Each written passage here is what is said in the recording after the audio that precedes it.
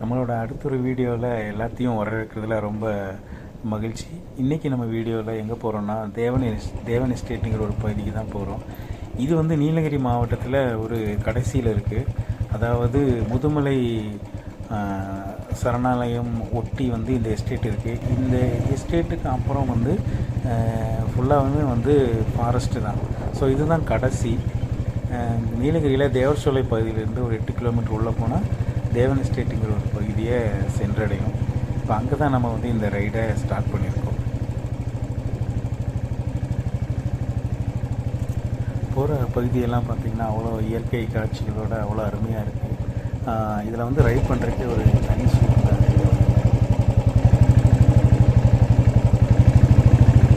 மக்கள் இந்த ஏரியாவில் மக்கள் அதிகமாக வாழ்ந்துட்டுருக்காங்க. அதிகமாக ஆதிவாசி பழங்குடியின மக்கள் வந்து அதிகமாக இருக்காங்க. அப்போ பார்த்தவங்க வந்து அவங்க தான். ஆனால் இதுக்கப்புறம் வந்து தேவன் எஸ்டேட்னு ஒரு எஸ்டேட். இது வந்து இங்கேருந்து ஒரு 8 கிலோமீட்டர், அதாவது தேவசோலை டவுன்லேருந்து ஒரு 8 கிலோமீட்டர் வரும். அங்கே தான் போயிட்டுருக்கோம். இப்போ நிறைய மக்கள் வாழ்ந்துருந்தாங்க. இப்போ அவங்கெல்லாம் அங்கேருந்து வெளியேறிட்டாங்க அப்படின்னு சொல்லி கேள்விப்பட்டோம். பார்ப்போம், அந்த இடம் போய் பார்ப்போம் எப்படி இருக்குது அப்படின்னு.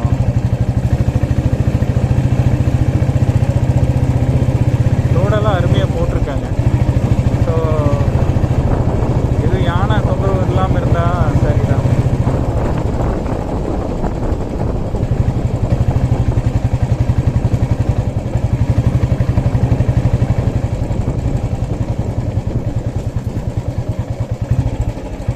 நேற்றுக்கெல்லாம் இங்கே யானை வந்துருக்கு. நைட்டெல்லாம் இங்கே தான் யானை இல்லை, அளவோட என்னன்னு தெரில. ஆனால் மக்கள் இங்கே இப்பவும் வச்சுட்டு இருக்காங்க. போய் பார்ப்போம் எப்படி தான் இருக்குன்னு பார்ப்போம்.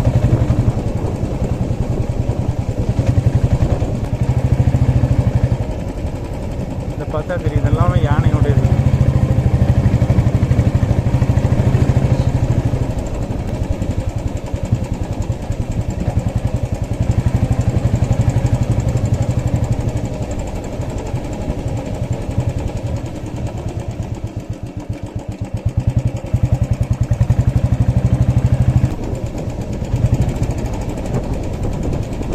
பில்டிங்ஸ் எல்லாமே வந்து எல்லாம் மோசமான நிலைமையில் இருக்குது.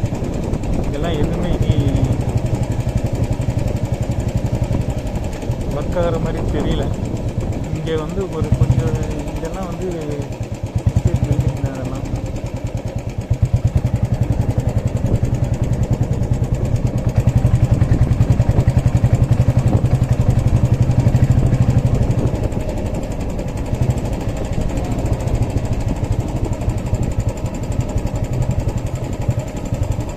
அதெல்லாம் பழைய ஸ்கூலு, ஊராட்சிய ஒன்றிய பள்ளின்னு போட்டிருக்கு. அதாவது தேவன் எஸ்டேட்டில் இருக்கிற ஸ்கூல். இப்போ பார்த்தீங்கன்னா இந்த வழியாக தான் நடந்து போய் படிச்சிருப்பாங்க. இப்போ எல்லாம் காடு மூடி இந்த அநேகம் அந்த ஸ்கூல் வந்து க்ளோஸ் பண்ணிட்டாங்கன்னு நினைக்கிறேன். இப்படி கீழே பார்த்தா நிறையா வீடுகள் இருக்குது. இங்கே ஃபுல்லாமே எல்லாமே டீ எஸ்டேட் தான்.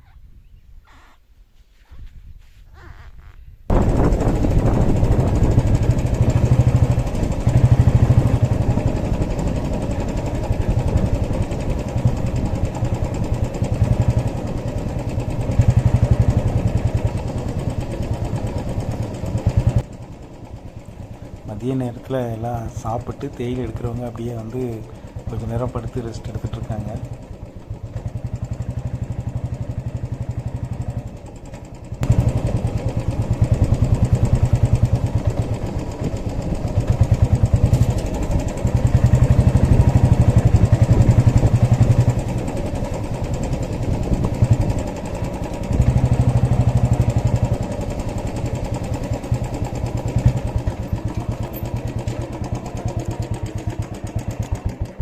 அக்கா, இங்கே இந்த சிவன் சொல்லிட்டு ஒருத்தர் இல்லைங்களா?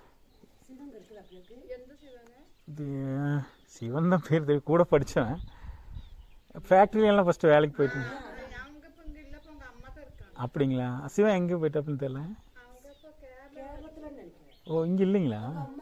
இல்லை இல்லை, அவங்க இல்லை இல்லை, அவங்கள தெரியாது எனக்கு. வேண்டாம், அவங்க இருக்கட்டும், ஒன்றும் பிரச்சனை இல்லை. சிவன் இருந்தால் பார்க்கலான்னு நம்ம. யானையில் வரது இல்லைங்களா? வரது இல்லை.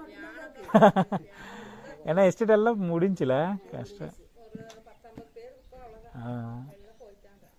நீங்கள் நாம் இங்கே யானை இருக்கா அப்படின்னு சொல்லி ஒரு கேள்வி கேட்டோம்.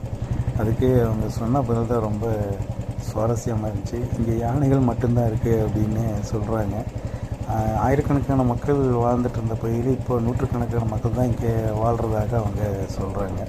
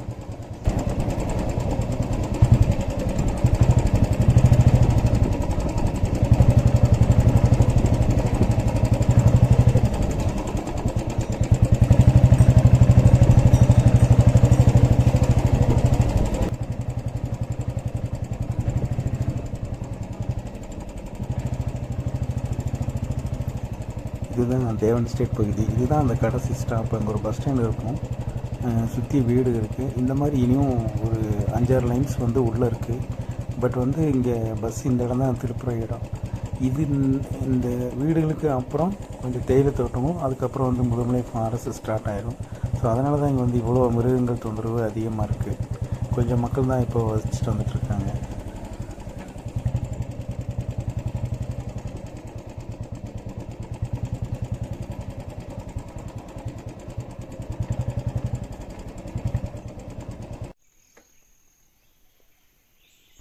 இங்கே பார்த்தா தெரியும் ஒரு பில்டிங், ஒரு வேளை ஹாஸ்பிட்டலாக கூட இருந்திருக்கலாம். பால் அடைஞ்சு கிடக்குது, எல்லாம் இடிஞ்சு போய் கிடக்குது. இந்த பில்டிங் பார்த்திங்கன்னா வித்தியாசமாக இருக்கும். இதெல்லாம் வந்து வெள்ளைக்காரங்க காலத்தில் வந்து அவங்க ஸ்டைலில் பண்ணின பில்டிங் தான் இது எல்லாமே.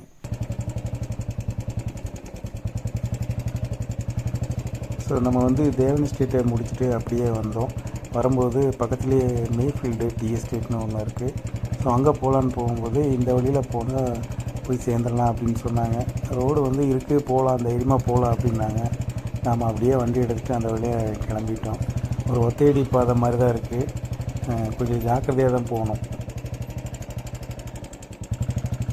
ரோடு ரொம்ப சின்னதாக இருக்குது, போகுமா என்னன்னு தெரியல. போய் பார்ப்போம், முடியலைன்னா திரும்பி வந்துடுவோம். ஏன்னா 2 பக்கம் விவசாயம் தான். பைக் மட்டும் போகணும்னு நினைக்கிறேன், ஆட்டோ ஜீப் எதுவும் போகாது போல். சின்ன வயசில் வந்தது இந்த வழியாக. இது விவசாயம் எல்லாம் சூப்பராக பண்ணிகிட்ருக்காங்க. இங்கெல்லாம் விவசாயம்லாம் செமையாக இருக்குது. வாழைத்தோட்டம் போட்டிருக்காங்க.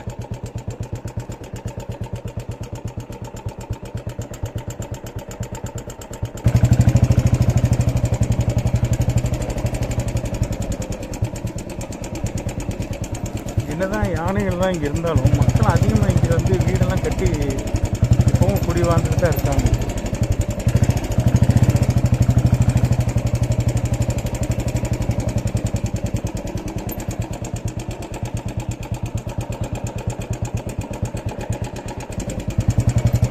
இங்கெல்லாம் சின்ன வயசில் வந்து ஒரு வீட்டில் மாங்காயெல்லாம் பறிச்சுட்டு கூடையாக கொண்டு போன ஞாபகம் இருக்குது எனக்கு.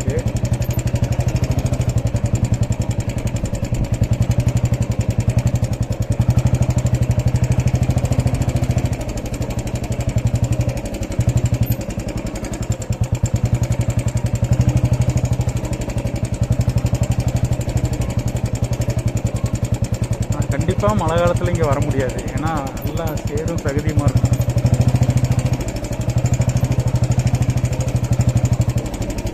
ஸோ நம்ம இந்த பகுதியில் இருக்கிற இன்டீரியர் பார்ட்டெல்லாம் அப்படி வந்து போய் பார்க்குறதே ஒரு தனி சுகம்தான்.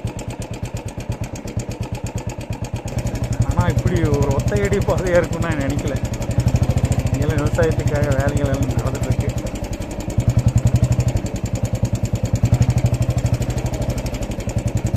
ரொம்ப சூப்பரான ஒரு எக்ஸ்பீரியன்ஸ் தான் எனக்கு இன்றைக்கி. ஸோ என் கூட இந்த எக்ஸ்பீரியன்ஸ் என்ஜாய் பண்ணலாம்.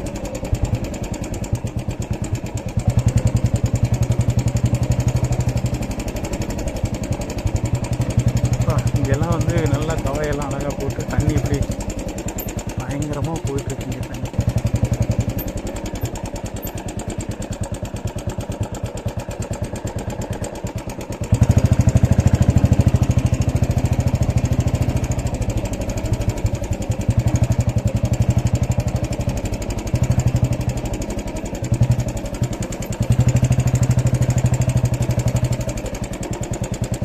வீடியோவில் ஏதாவது ஒரு பகுதி உங்களுக்கு பிடிச்சிருந்ததுன்னா இந்த சேனலை வந்து சப்ஸ்கிரைப் பண்ணுங்கள், லைக் பண்ணுங்கள், கமெண்ட் பண்ணுங்கள்.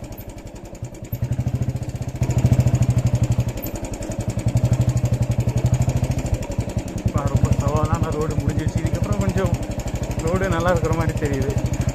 நல்லா இருந்தால் ஓகே, அருமையாக இருக்குது, சூப்பராக இருக்குது, போயிடுவோம்.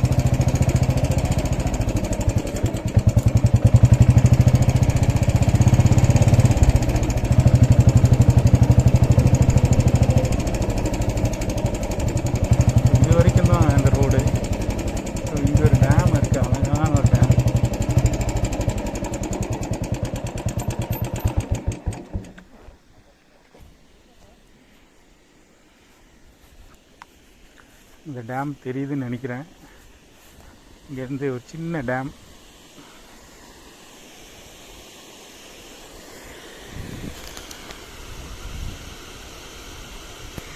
அழகாக மேலேருந்து தண்ணி வந்தப்பயே அழகாக கீழே இதே தோட்டத்துக்கு இதை தான் யூஸ் பண்ணுறாங்க. சூப்பராக இருக்கு.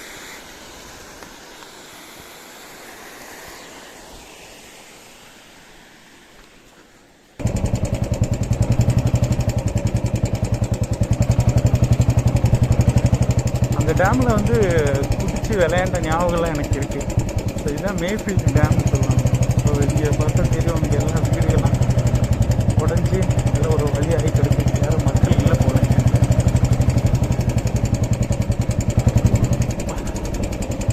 நான் ஒரு 20 வருஷத்துக்கு முன்னாடி வரும்போது எல்லாமே ஆளும் இருந்தாங்க இந்த இடம்லாம்.